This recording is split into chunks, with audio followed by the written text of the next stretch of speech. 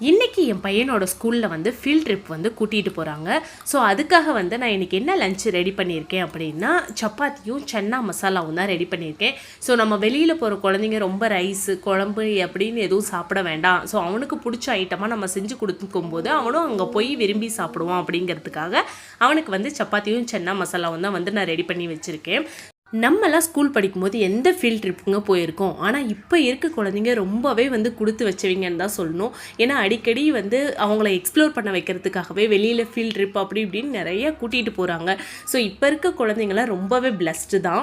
So இப்போ வந்து வெளியில் போகிறதுனால கொஞ்சம் ட்ரை ஸ்நாக்ஸாக வந்து கொடுத்து அனுப்ப சொல்லியிருக்காங்க. அதுக்காக நான் கொஞ்சம் நட்ஸும் பனானாவும் எடுத்து வச்சுருக்கேன். தென் இங்கே வந்து ஒரு சாண்ட்விச் வந்து நான் செஞ்சு வச்சுருக்கேன். இதுவும் வந்து ஸ்நாக்ஸுக்கு தான். ஸோ எக்ஸ்ட்ரா கொஞ்சம் எடுத்துகிட்டு போயிட்டாலும் பரவாயில்ல, ஆனால் கம்மியாக எடுத்துகிட்டு போகக்கூடாது. ஏன்னா குழந்தைங்க வந்து பார்த்துட்டே இருக்க மாட்டாங்க இல்லையா.